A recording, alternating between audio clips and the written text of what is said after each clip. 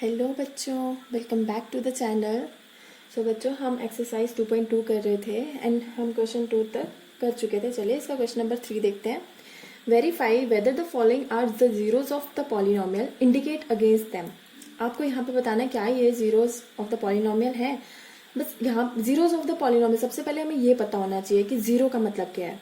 यहाँ पे आपको वेरिएबल एक्स जो है इसकी वैल्यू दी है -1/3। जब आप इस -1/3 को यहाँ पे इस पॉलिनोमियल में x की जगह पर प्लेस करेंगे, यहाँ पे रखेंगे, अगर आपका आंसर 0 आता है तो आप वहां पर ये कह सकते हो कि yes it is the zero of this polynomial, कि ये उस पॉलिनोमियल का जीरो है या नहीं है। चलिए इसको सॉल्व करके देखते हैं। p ऑफ x आपके पास ये पॉलिनोमियल है 3x + 1। तो यहाँ पे x की वैल्यू दी हुई है कि आपको -1/3 जो है ये पुट करके देखना है और फिर बताने कि क्या ये इस पॉलिनोमियल का जीरो है। तो चलिए, पॉलिनोमियल का जीरो होने का मतलब है it is equal to 0। Okay, तो चलिए x की प्लेस पे -1/3 + 1, तो ये दोनों आपस में कैंसिल, -1 + 1 = 0। तो आप ये क्या बोल सकते हो, यहाँ पे 0 आ गया तो आप कह सकते हो कि yes x = -1/3 is the zero of this polynomial. इसी तरह से सेकंड पार्ट देख लेते हैं। यहाँ पे है p ऑफ x = 5x - पाई। आपको x की वैल्यू यहाँ पे 4/5 दी गई है, इसे पुट कर लीजिए। तो 5 x की प्लेस पे 4/5 - पाई, 5 and 5 कैंसिल, आंसर क्या आ गया 4 - pi which is not equal to 0। तो आप यहाँ पे लिखेंगे no it is not the zero of this polynomial. No it is not the zero of this polynomial. ठीक है,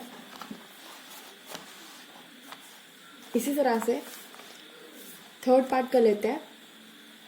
p ऑफ x = x² - 1। यहाँ पे आपको x की 2 वैल्यूज दी हैं। सबसे पहले आप 1 को देखेंगे, 1 को पुट करेंगे, फिर आप -1 को पुट करेंगे।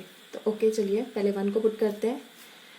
1 का स्क्वायर -1, इट इज 1 - 1 = 0। तो हम इसके लिए तो बोलेंगे yes it is the zero of this polynomial. जब हम x की प्लेस पे -1 पुट करेंगे तो -1 का स्क्वायर -1, -1 को 2 टाइम्स मल्टीप्लाई करेंगे तो 1 - 1, तो ये भी 0 है।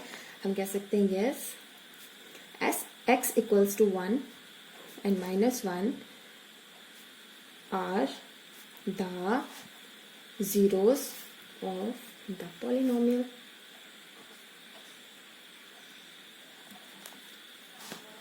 आई होप आपको समझ में आ रहा है।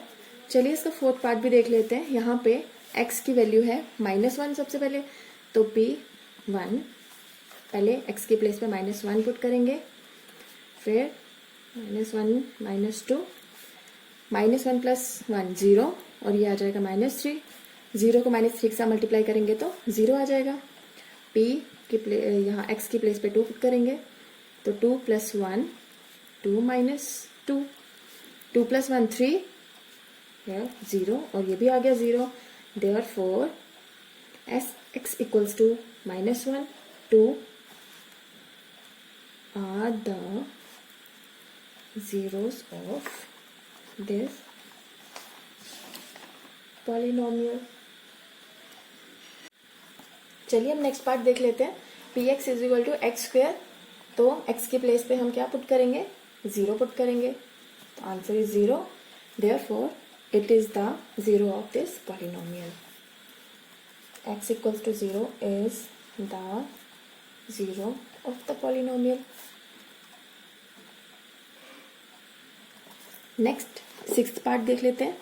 x की प्लेस पे -m/l, तो p की जगह x की जगह पर -m/l, l -m/l plus m, multiplication में ये इस तरीके से कैंसिल हो जाता है, -m + m, minus plus minus, answer is 0। Therefore s x equals to minus m upon l is the zero of the polynomial.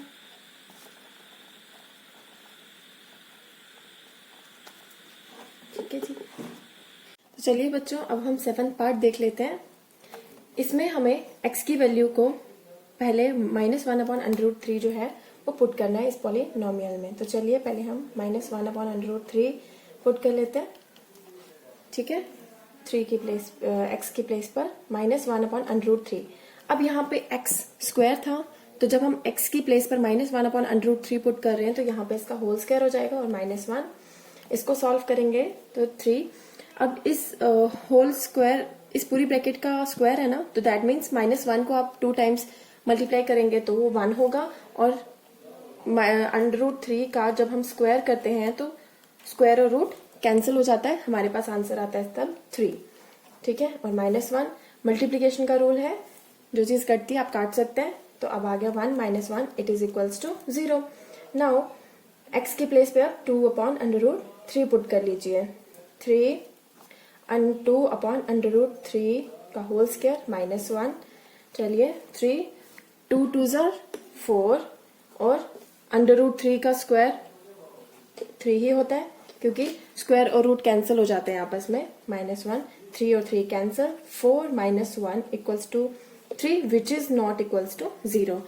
तो बच्चों आप यहाँ पे ये चीज बता सकते हो कि x equals to -1/√3 is the zero of this polynomial, but x equals to 2/√3 is not the zero of this polynomial. I hope आपको ये समझ आ गया होगा। चलिए लास्ट पार्ट देख लेते हैं इस क्वेश्चन का। यहाँ पे x इक्वल्स टू 1/2 आप पुट करेंगे, तो p 1/2 is equal to 2, x की प्लेस पर 1/2 प्लस 1। ठीक है, 2 1 ज़ा 2/2 प्लस 1, 2 और 2 कैंसिल, तो 1 + 1 जो कि 2 होता है, and it is not equals to 0। और अगर ये 0 के इक्वल नहीं है तो आप लिख सकते हो therefore x equals to 1/2 is not the zero of this polynomial. I hope बच्चों आपको ये बहुत अच्छे से समझ आ गया होगा क्वेश्चन। ठीक है, तो अगर आपको ये ये लेक्चर्स अच्छे लग रहे हैं तो please do subscribe this channel and share. Thank you.